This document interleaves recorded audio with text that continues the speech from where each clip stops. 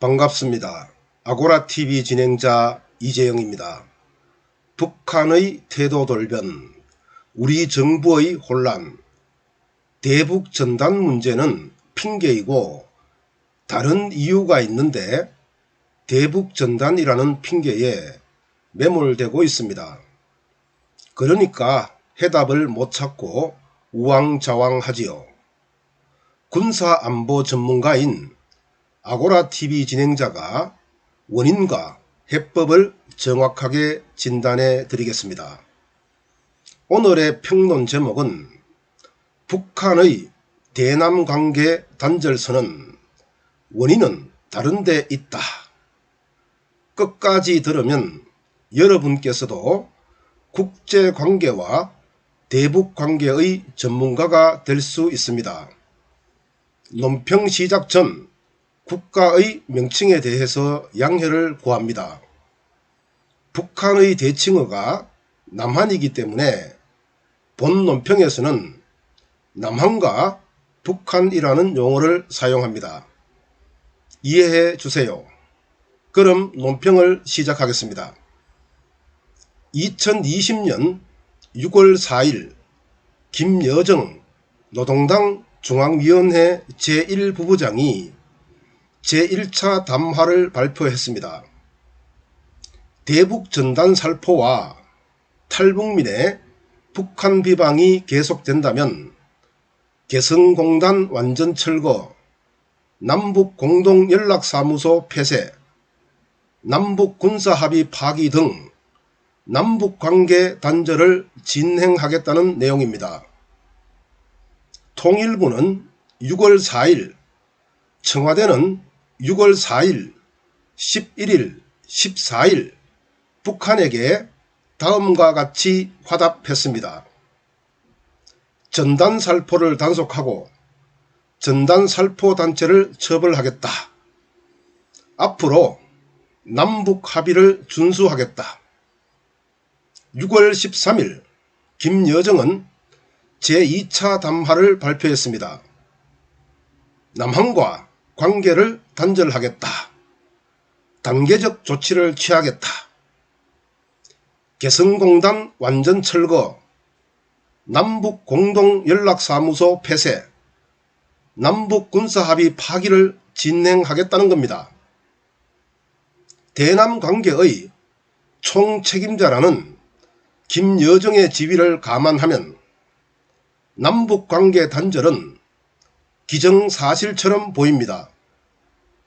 남한 정부는 뾰족한 대응책을 찾지 못하고 있습니다. 원인을 알아야 처방이 나오는데 헛다리만 짚고 있습니다. 남한에 대한 누적된 불신, 그리고 미중 분쟁에서 북한의 생존 전략이라는 측면에서 접근한다면 괜찮은 해결책이 나올 수도 있는데 말입니다.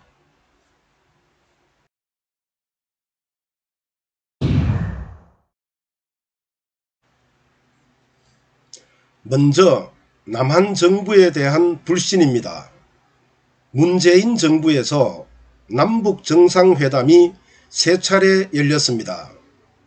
제1차는 2018년 4월 27일 판문점 남쪽 평화의 집, 제2차는 2018년 5월 26일 판문점 북쪽 통일각, 제3차는 2018년 9월 18일에서 20일 평양의 노동당 청사와 백화원 초대소, 3차례의 남북 정상회담에서 남한과 북한이 합의한 내용은 경제협력, 다양한 교류, 평화체제 구축, 비핵화 등입니다. 여기서 북한의 최고 관심사는 북미회담의 성공이죠.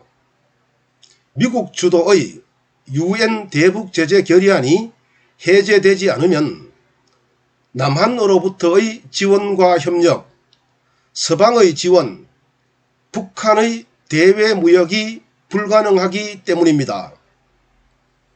북한이 남한의 정상회담 요구에 응하고 합의문에 서명한 이유는 남한이 북미 간 지렛대 역할을 충분히 해줄 것이라고 희망했기 때문인데요. 북한이 보기에 북한의 입장에서 남한은 미국 앞에서 무기력했습니다.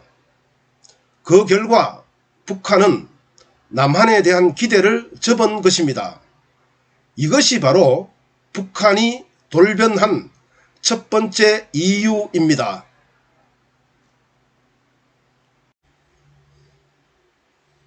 다음으로 북한은 미중 분쟁에서 최선의 생존 방식을 선택했습니다.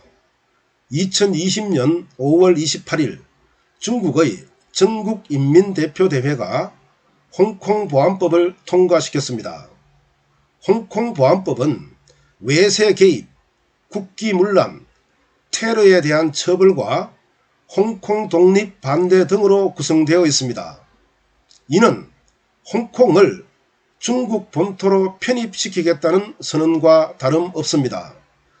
1992년 미국은 홍콩법을 제정하여 관세, 투자, 무역, 비자 발급 등에서 중국 본토와 다른 특별한 지위를 부여했는데요. 홍콩보안법은 미국 법을 무용지물로 만들어버리는 선언과 동일합니다. 중국은 군사력과 경제력에서 세계 2위이며 UN 분담금과 평화유지 분담금에서도 세계 2위입니다. 이러한 중국이 미국과 패권 경쟁의 신호탄을 쏘아 올린 셈이죠. 더하여 미국이 중국 포위 작전으로 구상한 G7 확대 기구에 남한이 참여를 수락하자 북한은 철저하게 중국 편에 서기로 결정한 것입니다. 이것이 바로 북한이 돌변한 두 번째 원인입니다. 이제 북한에게 남한은 의미 없는 국가로 추락했습니다. 북한은 북미 회담에서 남한이 모종의 역할을 해주기를 기대하고 남한의 남북 정상회담 요청을 수락하고 합의문에 3번이나 사인했는데요. 북한의 판단으로는 문재인 정부가 자국을 이용하여, 즉 북한을 이용하여 업적 쌓기에 골몰하고 여당은 이를 선거에 이용하기에 바빴다고 보고 있습니다. 게다가 홍콩 사태가 터지자 G7 가입을 선언하는 등 자국과 중국을 안중에 두지도 않고 있다고 판단한 것입니다. 북한으로서는 미중 간 신냉전과 남한의 무능력에서 확실하게 결단을 내려야 한다고 생각했을 겁니다. 북미 회담이 성공할 가능성이 희박하므로 살기 위해서는 중국에게 바짝 붙어야 한다는 것이죠. 2019년 기준으로 북한의 대중국 무역 의존도는 95.2%에 달하는 등 중국이 북한의 목줄을 쥐고 있기 때문입니다. 중국이 요구하든 그렇지 않든 한반도의 긴장 조성은 북한의 살아남기 위한 전략인 셈이죠. 그리고 중미 간 화해의 시점에 중국이 북한 문제를 협상 테이블에 올릴 상황을 만들고 있다는 의미도 함께 가지고 있다고 봐야 합니다. 물론 중국이 미국에게 항복하면 북한은 그야말로 엘롱됩니다. 그러나 중국이 미국에게 승리하면 북한은 양 어깨에 날개를 달게 됩니다. 북한은 33.3%보다 66.6%를 선택한 셈입니다.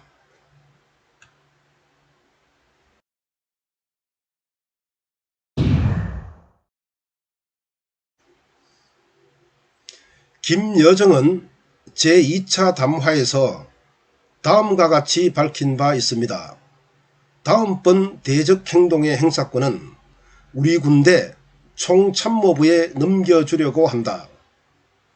남북경협과 남북합의사항 파기를 군대 주도로 실행하고 핵실험과 군사훈련 및 부대 이동 같은 무력 시위까지 염두에 두고 있다는 의미입니다. 청와대와 정부는 대북전단 해결에만 몰두하다 뒤통수를 맞고 정신이 없는 듯 합니다. 번지수 오류를 인식조차 못하고 있습니다. 대북전단은 단지 핑계일 뿐인데 말입니다. 현 단계에서 북한의 적대적 행위를 잠재울 수 있는 수단은 제한적입니다. 안보리의 대북 제재가 남북 경협을 원천적으로 차단하고 있고 미중 대립으로 북미 회담의 타결이 요원하기 때문입니다. 우선 G7 확대 기구 가입을 철회하고 홍콩 보안법과 관련해서는 중립을 준수하는 등 북한을 자극하지 않는 선에서 관리해야 합니다. 동시에 미중 관계 개선에 어떤 중요한 역할을 해야 합니다. 북미 회담에서 남한의 역할 정대는 그 다음입니다. 북미 회담이 열린다면 이번에는 남한이 지렛대 역할을 완벽하게 수행해야 합니다. 그렇게 되면 남북관계 개선은 물론이고 통일 근처까지 갈 수 있습니다.